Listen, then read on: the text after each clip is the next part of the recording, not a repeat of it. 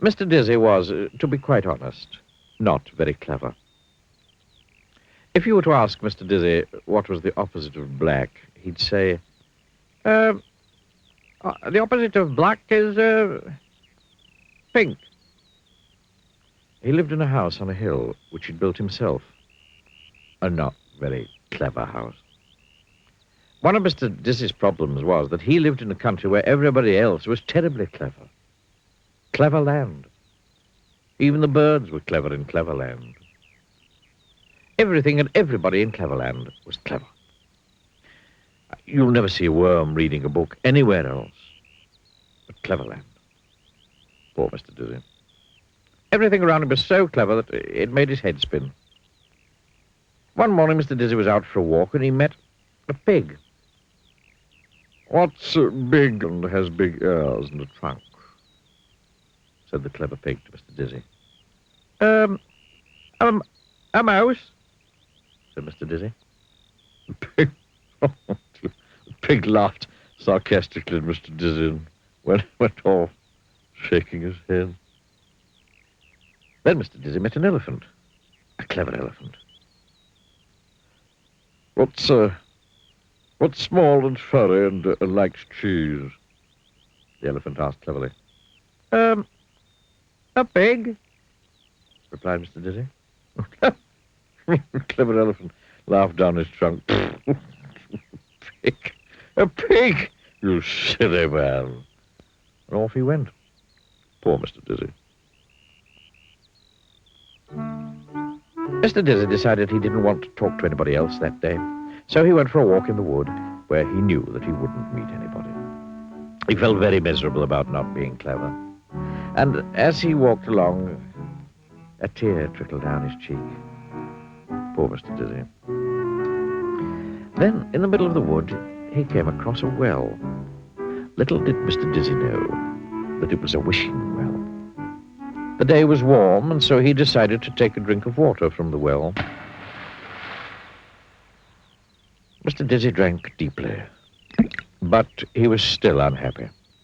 "Oh, I do wish I could be clever," he sighed.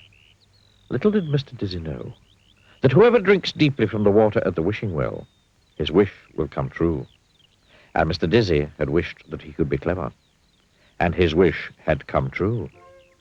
He was clever, but he didn't know it. Not yet.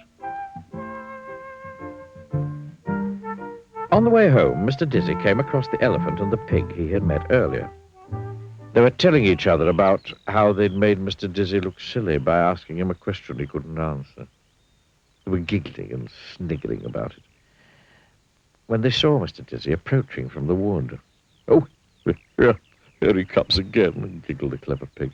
"Oh, let's ask him another question," sniggered the clever elephant. Mr. Dizzy came up to them. "Tell us," said the clever pig, trying to keep a straight face,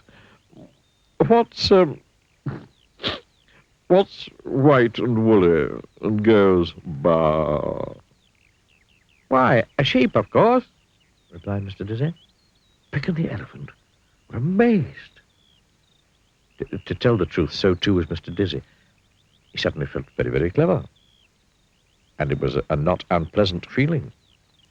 "Tell us," said the clever elephant, "what has 4 legs, a tail, and goes woof?" "Well, that's easy," replied Mr. Dizzy.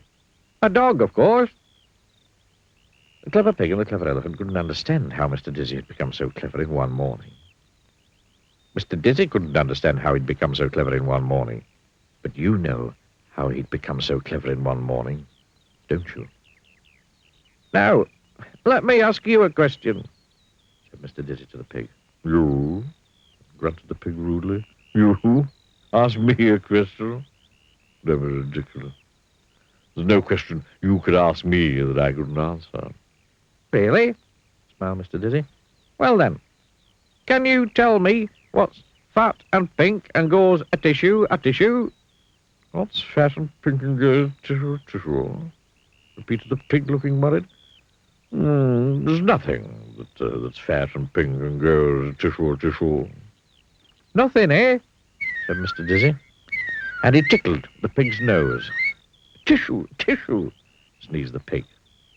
The answer is you, said Mr. Dizzy. You are fat and pink, and you're going a tissue, a tissue. The clever pig looked downright, if not down left, miserable. Mr. Dizzy turned to the elephant, who, incidentally, had stopped sniggering. Now, said Mr. Dizzy, let me ask you a question. What's large and goes dobbit, dobbit? What's large and goes dobbit, dobbit, repeated the elephant, looking worried.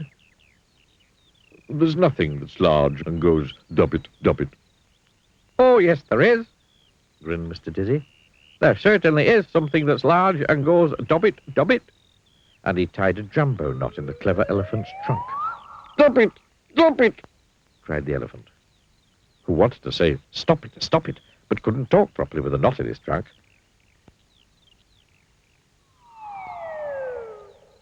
Mr. Dizzy grinned and went home. Hee.